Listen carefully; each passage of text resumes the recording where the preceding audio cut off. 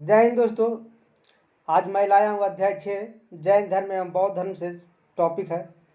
इससे विभिन्न प्रतियोगिता परीक्षाओं में खास करके बीपीएससी या ग्रुप डी या एनटीपीसी किसी भी एग्जाम हो 2-4 क्वेश्चन आपको इससे मिलते रहेंगे। तो आज शुरुआत करते हैं दोस्तों। लेकिन मेरे वीडियो पर आप नए हैं तो लाइक शेयर सब्सक्राइब जरूर करिएगा। वीडियो को एक बार नहीं बार बार देखिएगा, तब आपको समझ में आ जाएगा। तो मैं जैन धर्म एवं बौद्ध धर्म से संबंधित तथ्य को शुरुआत करते हैं कि जैन धर्म को क्यों विकास हुआ, कैसे हुआ, किस आधार पर बौद्ध धर्म उत्पन्न हुआ, इसके बारे में हम चर्चा चलेंगे आज।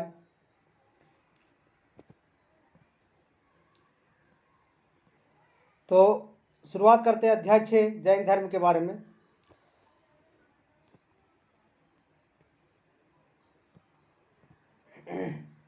कहा जाता है कि वैदिक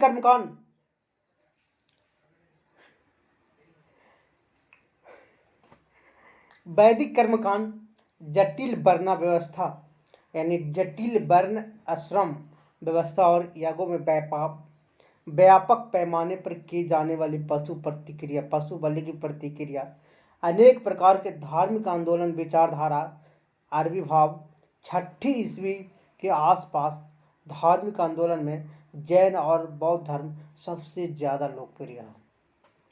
यानी इसके पहले का जो काल था वैदिक कर्म कांडों से भारी परिपूर्ण था। उसका नियम अलग अलग थे। लोग अपने वर्ण व्यवस्था में वंचित हो चुके थे। लोग जाति के आधार पर उनको मैंने कहने का मतलब उनको सम्मान किया जाता था।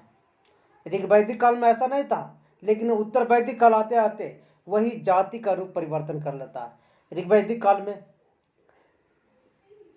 सबको काम के अनुसार व्यक्ति को ही सम्मान दिया जाता था, लेकिन वही जिस आधार से जो काम करता था वही आधार उत्तर वैदिक काल में एक जाति का रूप परिवर्तित ले लिया। दूसरी बात कि बड़े व्यापक पैमाने पर पशु बलि को अपने देवी देवताओं को मनाने के लिए हत्या करते थे, प्रतिक्रिया कर हत्या करते थे लोग। धार्मिक आंदोलन, विचारधारा में बहुत सारे लोग, सती प्रथा, बहुत सारे कृतियों से भरा हुआ था। ये सब चीज 6ठी शताब्दी ईस्वी पूर्व के पहले हो रहा था आसपास। लेकिन इसी को सुधारने के लिए जैन धर्म और बौद्ध धर्म अनेक लोग चिरंजीवी बनकर उभरे। उसको सुधारने में समय लगा, अपने अपने धर्म का विकास किया। जैन धर्म अलग किए, बौद्ध धर्म अलग किए। उनको बताने में ये सही है, ये गलत है।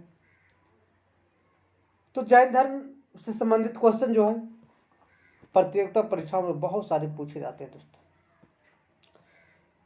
तो जैन शब्द की उत्पत्ति जीन धातु से हुआ। याद रखिएगा, परीक्षा में पूछता है कि जैन शब्द का उत्पत्ति किस धातु से हुआ, तो जीन धातु से हुआ, जिसका अर्थ है जीतने या जीतने वाला या विजेता कहलाता है। जिसका अर्थ क्या है? जीतने या जीतने वाला या विजेता कहलाता है। याद रखिएगा दोस्तों, जैन शब्द की उत्पत्ति जीन धातु से हुआ है, जिसका अर्थ है जीतने वाला या विजेता कहलाता है। जैन धर्म में 24 तीर्थकर थे कुल। कितना तीर्थकर थे? याद रखिएगा। पूछता है बार बार परीक्षा में कि जैन धर्म में कुल कितने तीर्थकर हैं, तो याद रखिएगा जैन धर्म में कुल 24 तीर्थकर है। कितना? 24 तीर्थकर। पहले तीर्थकर थे ऋषभदेव, जबकि 23वें तीर्थकर थे पार्श्वनाथ। टोटल कितना था? 24। पहले कौन थे? ऋषभदेव। आज 23वें कौन थे? पार्श्वनाथ।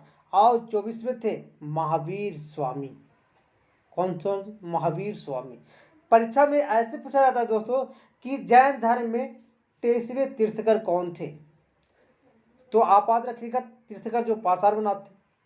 जैन धर्म में प्रथम तीर्थकर कौन थे या संस्थापक कौन के, तो याद रखिएगा ऋषभदेव थे। जैन धर्म के 24वें तीर्थकर कौन थे, तो महावीर स्वामी थे। यानी जैन धर्म के 24वें तीर्थकर कौन थे? महावीर स्वामी। कहा जाता है कि जैन धर्म का संस्थापक तो ऋषभदेव को माना ही जाता है, लेकिन जैन धर्म का वास्तविक संस्थापक ऋषभदेव को नहीं माना जाता है। वास्तविक संस्थापक अगर पूछता है एग्जाम में तो आप महावीर स्वामी को मानेगा। जैन धर्म को वास्तविक संस्थापक महावीर स्वामी को माना जाता है, लेकिन जैन धर्म के संस्थापक ऋषभदेव को माना ही जाता है, लेकिन वास्तविक संस्थापक महावीर स्वामी को माना जाता है। जैन धर्म के अनेक तीर्थकर एवं अनेक प्रतीक चिन्ह, अलग अलग जो तीर्थकर थे, 24 तीर्थकर थे, 24 का अलग अलग प्रतीक चिन्ह था। कितना? 24 तीर्थकर थे, उनका अलग अलग प्रतीक चिन्ह था। उसके बारे में चर्चा चलते हैं। पहला है ऋषभदेव जी, जिनका प्रतीक चिन्ह सार है, और यहाँ पे देखिएगा चित्र ऑब्जेक्ट दिया हुआ है। दूसरा है अजीतनाथ, जिनका प्रतीक चिन्ह हाथी है, ऑब्जेक्ट दिया हुआ। याद रखिएगा दोस्तों, जैन धर्म के संस्थापक ऋषभदेव थे, उनका प्रतीक चिन्ह क्या था? सार, जिसको वृषभ भी कहते हैं। दूसरा अजीतनाथ जी, जिनका प्रतीक चिन्ह हाथी है। तीसरा है संभवनाथ जी, यानी संभवनाथ जी, जिनका प्रतीक चिन्ह घोड़ा है, जिसको अश्व भी कह सकते हैं। क्या? घोड़ा है। चौथा पे अभिनंदन जी, याद रखिएगा दोस्तों, 4 तक वेरी वेरी इंपॉर्टेंट है। चौथा है अभिनंदन जी, जिसका प्रतीक चिन्ह जिनका बंदर है। क्या? चौथा में बंदर है, प्रतीक चिन्ह उनका क्या है? बंदर है। पांचवा में है सुमतिनाथ जी। कौन है? सुमतिनाथ जी, जिनका प्रतीक चिन्ह चकवा है। चकवा एक प्रकार का पक्षी है, पक्षी का नाम है। सुमतिनाथ जी का प्रतीक चिन्ह दोस्तों चकवा है, जिनका पक्षी एक चकवा जो एक प्रकार का पक्षी है।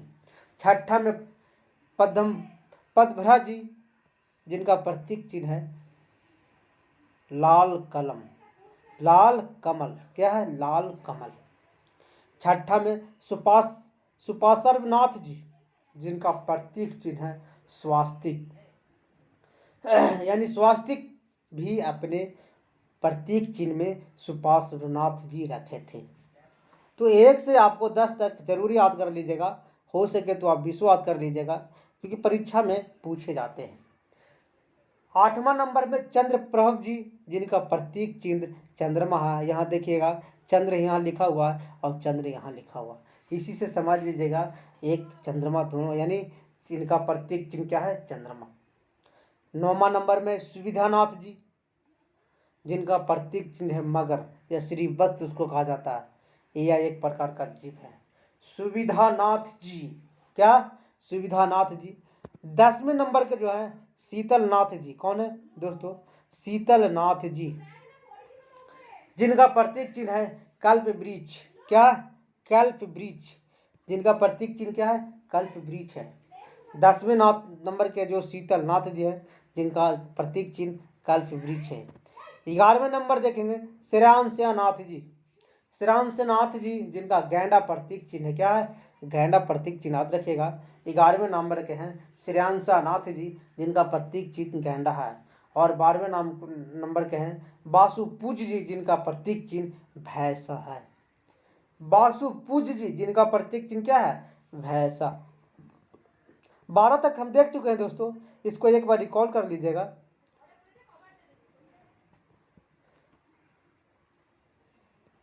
13 नंबर के आप आते हैं विमलनाथ जी, जिनका प्रतीक चिन्ह है सूकर, जिसको अभी हम लोग सुअर के नाम से जाना जाते हैं।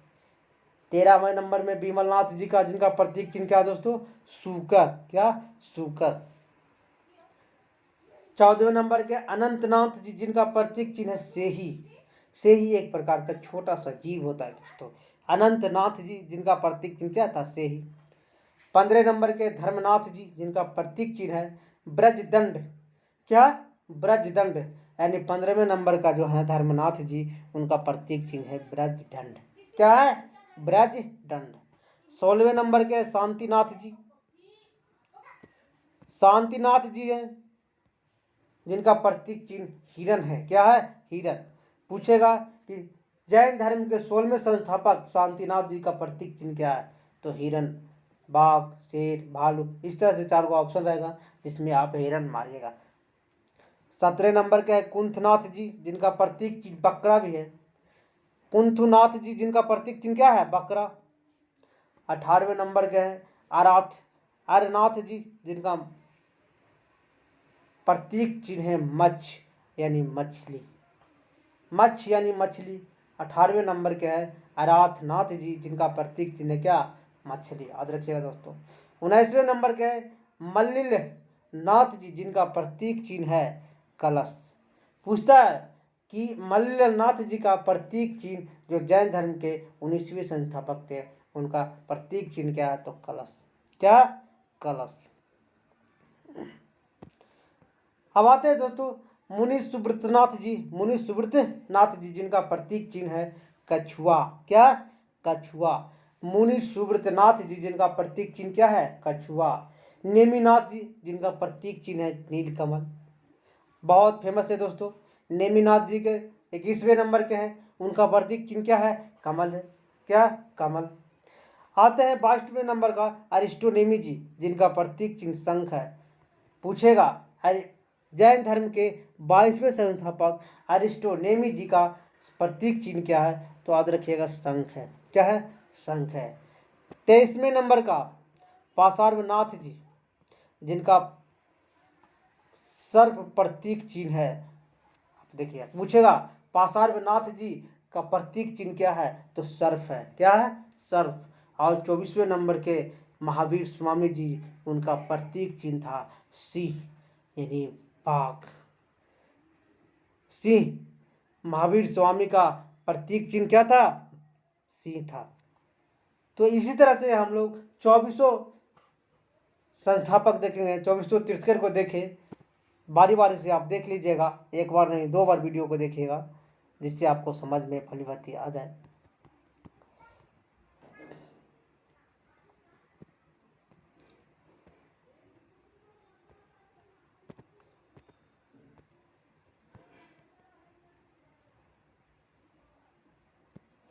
गड़बड़ हो गया।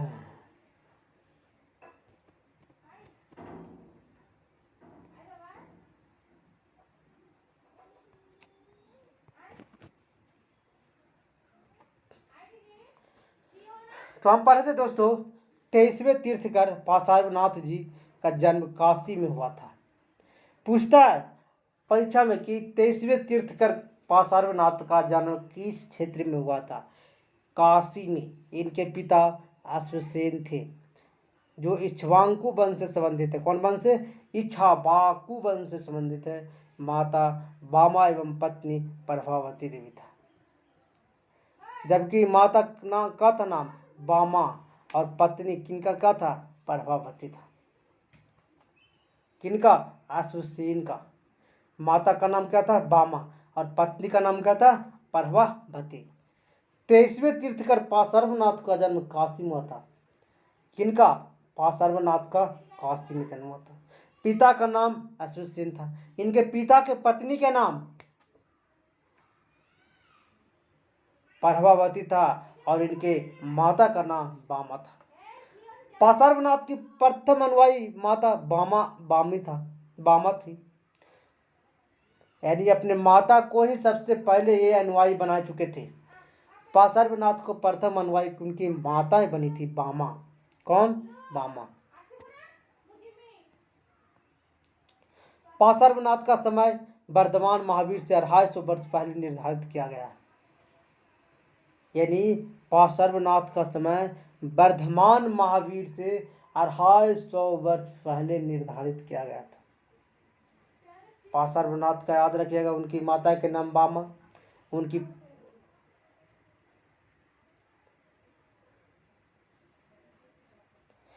30 वर्ष की अवस्था में पार्श्वनाथ गृह त्याग कर पार्श्वनाथ पहाड़ की झारखंड पर तपस्या करने लगे थे।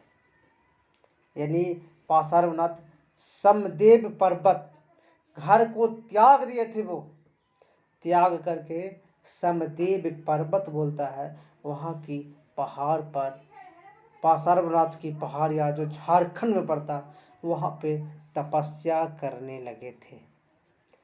कहाँ, कौन पर्वत पर, समदेव पर्वत, जिसको पार्श्वनाथ की पहाड़ी कहते हैं। अभी वर्तमान में दोस्तों झारखंड में पड़ता।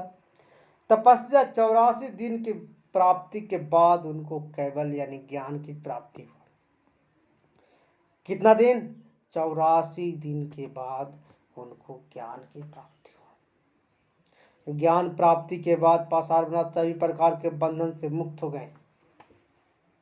यानी पासारनाथ को जो ज्ञान मिला उससे उन्होंने सभी प्रकार के मोह माया, सभी प्रकार के बंधन से उन्होंने त्याग हो गया, इसलिए निर्ग्रंथ कहलाए।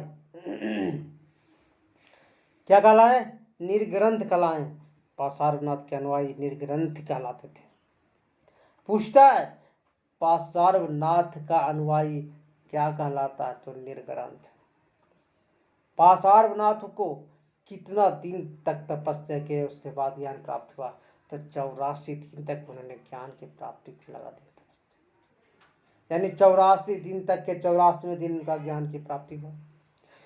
पासारनाथ लगभग 100 वर्षों तक जिंदा रहे। कितना वर्षों तक? 100 वर्षों तक रहे। उसके बाद अपने 73 अनुयायियों के साथ झारखंड के संवेद शिखर पर मृत्यु हो गया। झारखंड के कौन शिखर पर? संवेद शिखर पर उनकी मृत्यु हो गया। महावीर स्वामी के माता पिता पासारनाथ के ही अनुयायी थे, यानी माता पिता उनके इनके ही अनुयायी बन गए थे। याद रखिएगा दोस्तों कि पासारनाथ कितने वर्षों तक जिंदा रहे? तो 100 वर्षों तक जिंदा रहे। इनके कितने अनुयायियों के साथ झारखंड पर्वत पर गए थे? तो 73 अनुयायियों के साथ गए थे। जब इनका ज्ञान प्राप्त हो गया तो क्या कहलाए? तो निर्ग्रंथ कहलाए। इनके अनुयायियों को ही निर्ग्रंथ कहा जाता था।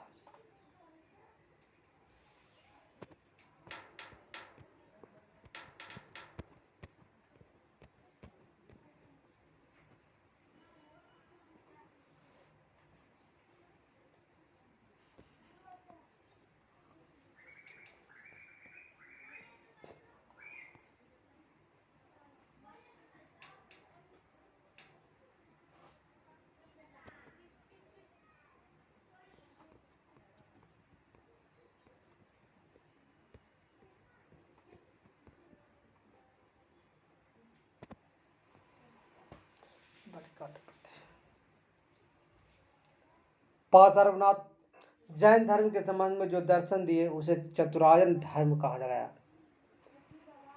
क्या कहा गया?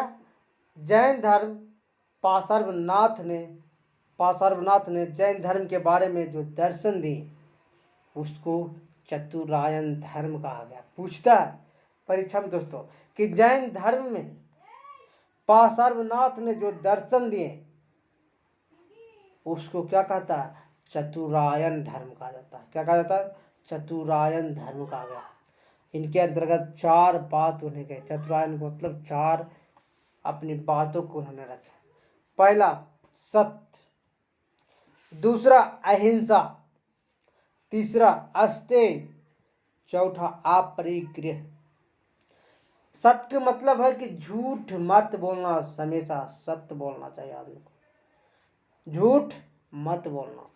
अहिंसा माने हिंसा नहीं करना, किसी को मारा पीटा नहीं करना, किसी को हत्या नहीं करना। अस्तेय यानी चोरी नहीं करना। अपरिग्रह धन का संचय नहीं करना। पासारनाथ ने अपने दर्शन में, अपने धर्म में उन्होंने दर्शन जो 4 बातों को रखा उसको चतुरायन कहा गया। उसके अंतर्गत उन्होंने कहा सत्य अहिंसा अस्तेय अपरिग्रह।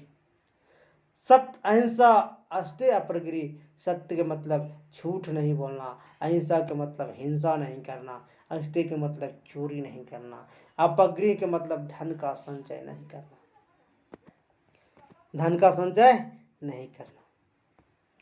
जैन धर्म के 24वें तीर्थकर महावीर स्वामी का पासारनाथ के द्वारा स्थापित किए गए चतुरायन धर्म में ब्रह्मचार शब्द को जोड़ दिया। उसके बाद ये पंचायन धर्म कहलाया। कहने का मतलब यह है दोस्तों कि पासारनाथ ने 4 शब्दों को दिया, सत्य अहिंसा अस्तेय अपरिग्रह। लेकिन जैन धर्म के 24वें तीर्थकर महावीर ने पासारनाथ के जो 4 को दिए थे उसके स्थान पर एक ब्रह्मचार्य शब्द को जोड़ दिया। उसके बाद यह धर्म पंचायन धर्म के नाम से जाना जाता है। पंचायन धर्म के नाम से कहा गया। महावीर स्वामी का जन्म वैशाली के कुंडल ग्राम में 540 बीसी ईस्वी पूर्व हुआ था। यानी महावीर स्वामी का जन्म वैशाली के कुंड ग्राम में 540 बीसी ईस्वी पूर्व हुआ। याद रखिएगा दोस्तों, महावीर स्वामी का जन्म वैशाली के कुंड ग्राम 540 ईसा पूर्व में हुआ था। इनके पिता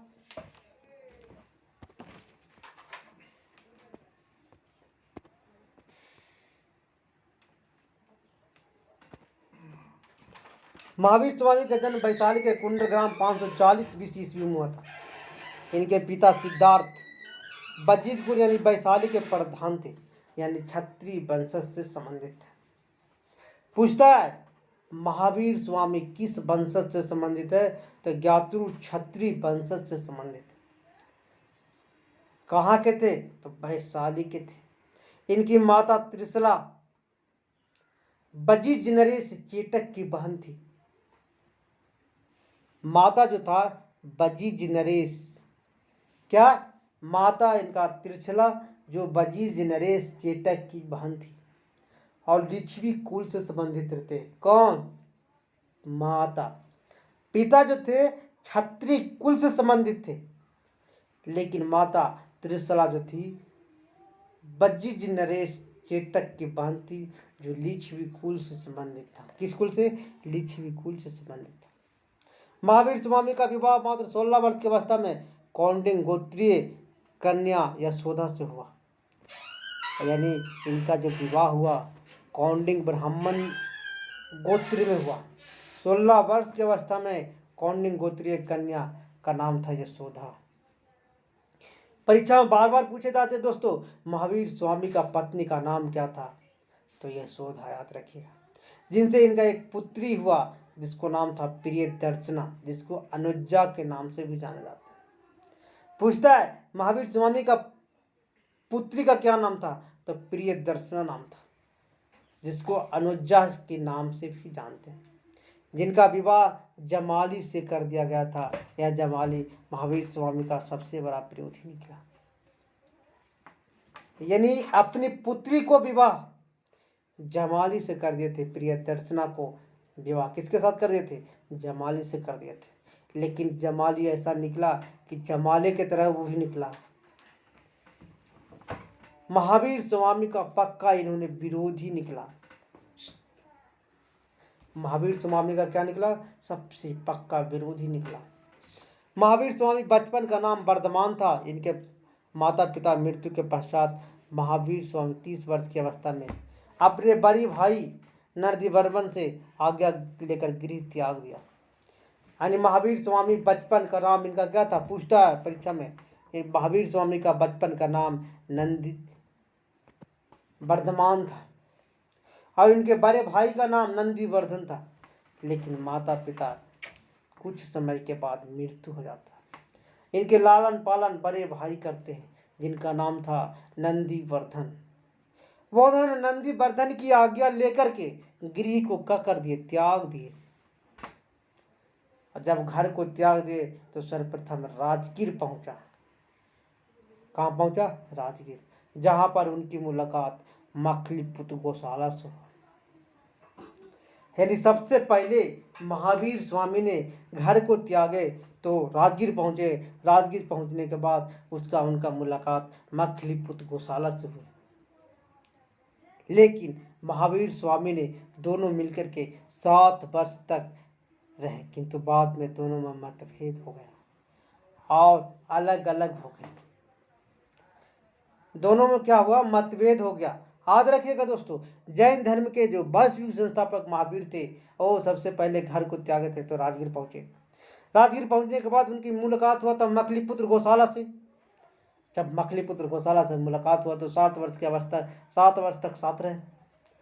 7 वर्ष के बाद दोनों में क्या हुआ, अलग मतभेद हो गया, अलग अलग रहना चालू कर दिए, अलग अलग रहना चालू कर दिए।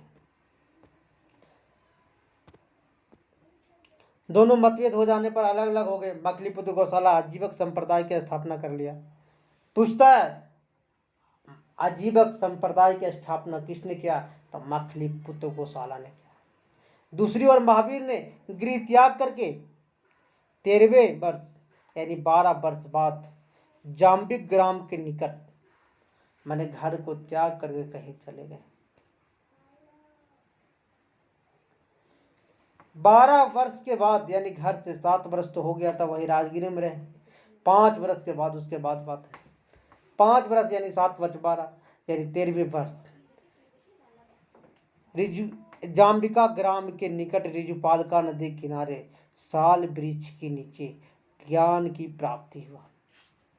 पूछता है कि महावीर की ज्ञान की प्राप्ति कहाँ पे हुआ, किस जगह का नाम दे देगा। तो याद रखिएगा, जाम्बिक ग्राम के निकट रिजुपालका नदी किनारे, कौन सा नदी, रिजुपालका नदी के किनारे साल वृक्ष के नीचे कैवल्य का प्राप्ति हुआ। इन्हें जीन या विजेता या अरहत कहा जाता था। जीन, विजेता या अरहत कहा जाता था। निर्ग्रंथ अपने आप को कहलाएं बंधन मुक्त व्यक्ति कहलाएं, निर्ग्रंथ या बंधन मुक्त व्यक्ति कहलाएं।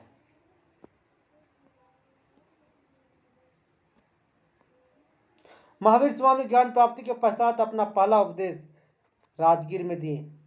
पूछता है महावीर स्वामी ने सबसे पहला उपदेश ज्ञान प्राप्त हुआ तो कहाँ दिए थे। तो याद रखिएगा, राजगीर में। उपदेश जो दिए अर्धमगधी भाषा में या प्राकृत में दिया जाता था, यानी प्राकृत भाषा में इन्होंने महावीर स्वामी उपदेश दिए थे। इन्होंने धीरे धीरे अनेक जगहों पर जाकर के उपदेश दिया और 72 वर्ष की आयु में इन्होंने दुनिया से चले गए। कितना, 72 वर्ष की आयु में 468 ईसा पूर्व में राजगीर के निकट मल्ल की राजधानी पावापुरी में महावीर स्वामी ने अपने शरीर को त्याग दिया। इसलिए इस जैन धर्म को घटना को निवारण कहा गया। याद रखिएगा दोस्तों, महावीर स्वामी कितने वर्ष के आयु में मृत्यु हो गया। तो याद रखिएगा 72 वर्ष में। महावीर स्वामी किस भाषा में उपदेश दिए, तो प्राकृत भाषा में। महावीर स्वामी पहला उपदेश कहाँ दिए, तो राजगीर में। महावीर स्वामी अगर ज्ञान प्राप्त हुआ तो क्या कहलाए, निर्ग्रंथ कहलाए, जीन कहलाए, विजेता कहलाए। महावीर स्वामी की मृत्यु कब हुआ था, तो 468 ईसा पूर्व हुआ था। महाजनपद जिसमें एक मल था उसकी राजधानी पावा था, पावापुरी में इनकी मृत्यु हो गया, जिसको घटना को निर्माण कहते हैं। इस घटना को क्या कहते हैं, निर्माण कहते हैं। जैन धर्म के मृत्यु की घटना को क्या कहते हैं, निर्माण। याद रखिएगा दोस्तों, प्रत्येक परीक्षाओं में हमेशा पूछे जाते हैं कि जैन धर्म के मृत्यु की घटना को क्या कहते हैं, निर्माण कहते हैं। महावीर स्वामी ने अपने उपदेश अनेकांतवाद में चर्चा का, जिसे सयादवाद कहते हैं। महावीर स्वामी ने अपने उपदेश में अनेकांतवाद की चर्चा किया है। अपने उपदेश में अनेकांतवाद का चर्चा किया, जिसे सयादवाद कहा जाता है। सयादवाद कहा जाता है। क्या कहा जाता है, पूछता है सयादवाद किससे संबंधित है, जैन धर्म से, बौद्ध धर्म से, सिख धर्म से। आप याद रखिएगा, सयादवाद जैन धर्म से संबंधित है। अनेकांतवाद की चर्चा किस धर्म में मिलता है, तो जैन धर्म में मिलता है।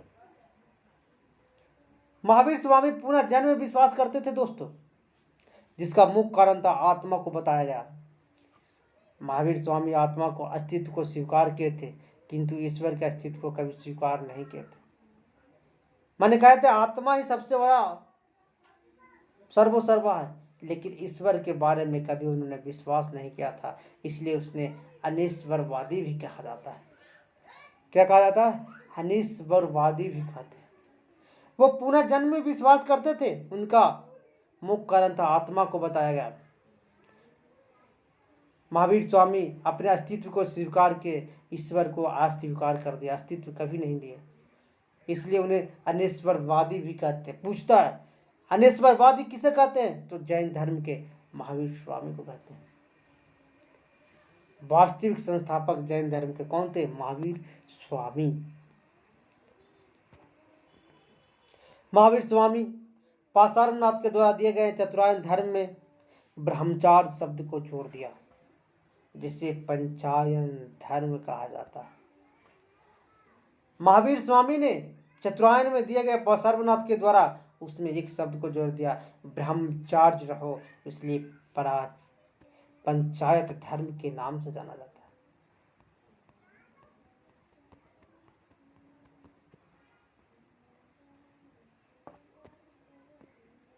जैन धर्म के सर्वाधिक बल मोक्ष प्राप्ति पर दिया गया। पूछता है कि जैन धर्म में सबसे ज्यादा बल किस पर दिया गया, तो मोक्ष प्राप्ति पर दिया गया। जैन धर्म में सर्वाधिक बल जन्म मरण से छुटकारा प्राप्त करने के लिए दिया जाता था। यानी आप अगर ज्ञान को प्राप्त कर लेते हैं तो जन्म और मरण से छुटकारा प्राप्त हो जाता है। जैन धर्म में मोक्ष प्राप्ति के लिए संलेखन विधि या उपवास विधि को सर्वोच्च विधि माना। यानी जैन धर्म में अगर मोक्ष प्राप्त करना है तो संलेखन विधि, उपवास रह करके अपने जीवन को त्याग दीजिए। इस विधि को मौर्य वंश के संस्थापक चंद्रगुप्त मौर्य ने कर्नाटक में सरमन बेलगोला में श्रृंगेरी पर्वत पर अपना शरीर को क्या कर दिया, त्याग दिया था। पूछता है कि जैन धर्म से कौन ऐसे शासक था जिन्होंने श्रृंगेरी पर्वत पर अपना शरीर को त्याग दिया, तो चंद्रगुप्त मौर्य ने कर्नाटक के सरवन गोला पर्वत पर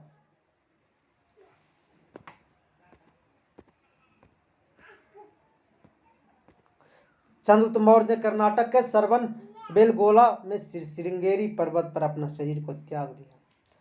महावीर स्वामी ने मोक्ष प्राप्ति की सबसे बड़ी बाधा अज्ञानता को माना। उन्होंने कहा कि अगर ज्ञान है तो मोक्ष आप प्राप्त कर सकते हैं, अगर अज्ञान है तो मोक्ष प्राप्त नहीं कर सकते हैं। अज्ञानता को दूर करने के लिए महावीर ने 3 नियम दिए, जिसे जैन धर्म में त्रिरत्न कहा गया। मैंने अगर ज्ञान प्राप्त करना है उसके लिए महावीर स्वामी ने 3 नियम दिए, सम्यक विश्वास, सम्यक ज्ञान और सम्यक आचरण। सम्यक विश्वास, सम्यक ज्ञान और सम्यक आचरण, यानी सम्यक विश्वास, सम्यक ज्ञान, सम्यक आचरण। महावीर स्वामी अपने जीवन काल में जैन धर्म प्रचार प्रसार करने के लिए अपने शिष्यों को 11 भागों में बांटा। पूछता है दोस्तों, महावीर स्वामी ने अपने जीवन काल में जैन धर्म को प्रचार प्रसार करने के लिए शिष्यों को कितने भागों में बांटा था, तो 11 भागों में याद रखेगा, जिसे गंधर्व का कहा जाता है। महावीर स्वामी की मृत्यु के बाद सभी गंधर्व समाप्त हो चुके थे, लेकिन एक गंधर्व सुदर्मन जीवित बचा था।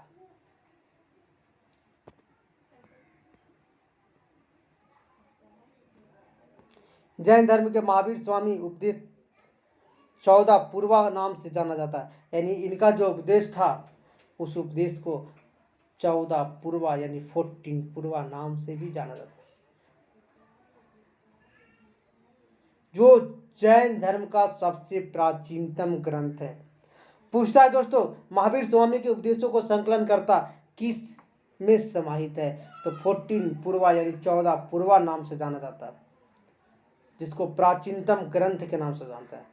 महावीर स्वामी की मृत्यु के पश्चात जैन धर्म प्रचार प्रसार करने के 2 जैन सम्मेलन का आयोजन किया गया। माने महावीर स्वामी मृत्यु हो गया, उसके बाद जैन धर्म का प्रचार प्रसार करने के लिए जैन सम्मेलन का आयोजन किया गया। माने उसका प्रचार प्रसार करने के लिए जैन सम्मेलन का आयोजन किया गया।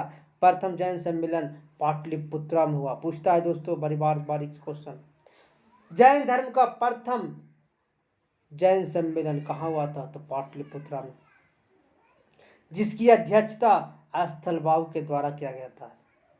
जैन सम्मेलन में भद्रबाहु ने जैन धर्म का सबसे पवित्र ग्रंथ 12 अंगों की रचना किया। 12 अंग की रचना किया कौन? भद्रबाहु ने जैन धर्म का सबसे पवित्र ग्रंथ 12 अंग का रचना किया। जैन सम्मेलन पाटलिपुत्रा में हुआ था, जिसकी अध्यक्षता स्थलबाहु के द्वारा किया गया था। जैन सम्मेलन भद्रबाहु ने जैन धर्म को सबसे पवित्र ग्रंथ माना, जिसको 12 अंग की रचना किया था।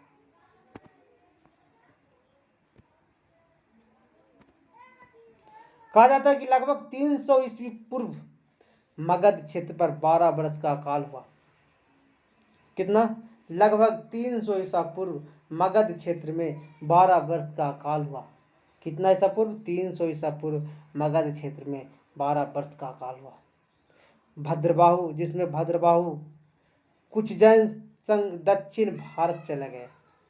कुछ जैन संघ कहाँ चले गए? दक्षिण भारत चले गए, जिसमें मौर्य समाज के संस्थापक चंद्रगुप्त मौर्य भी था।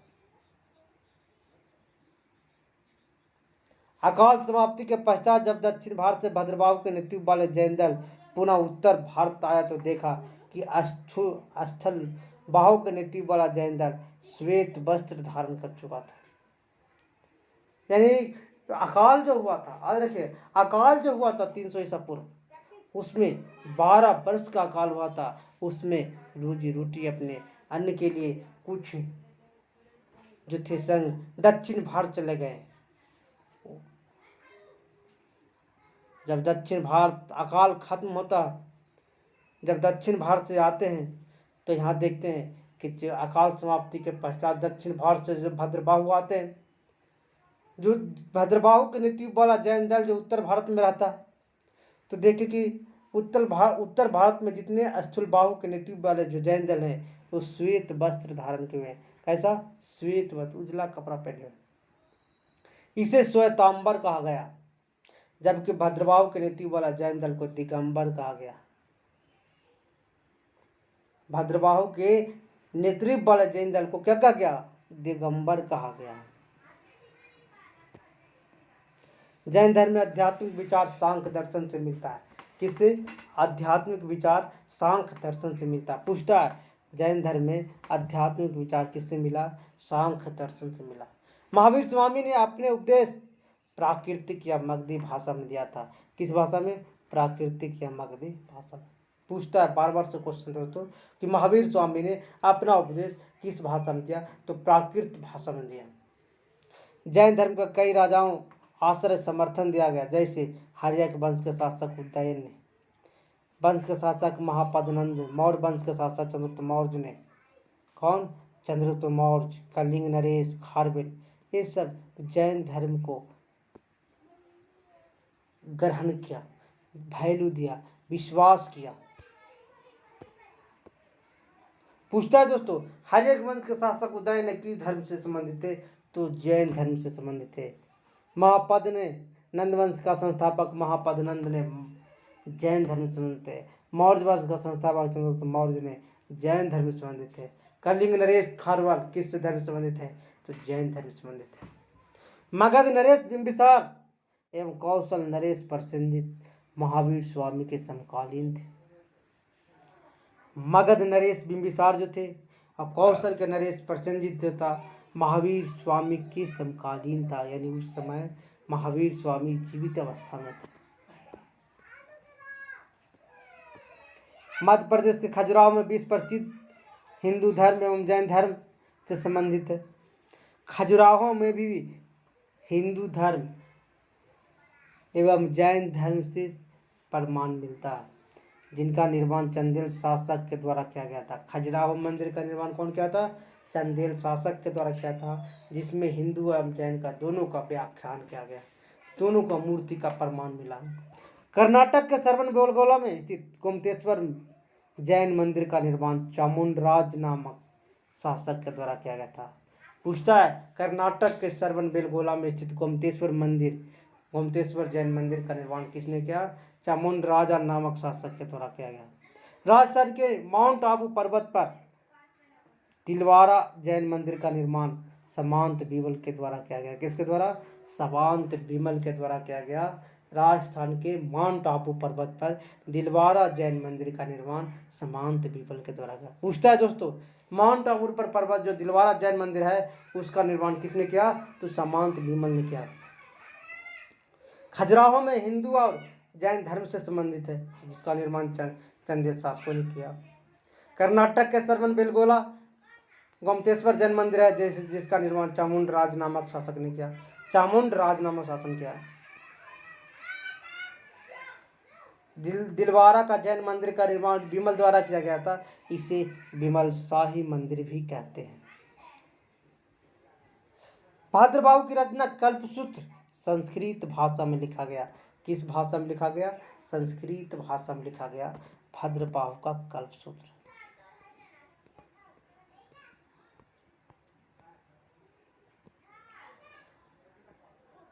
तो देख लिएगा दोस्तों, अगर मेरा वीडियो अच्छा लगे तो लाइक शेयर सब्सक्राइब जरूर करिएगा। थैंक यू दोस्तों।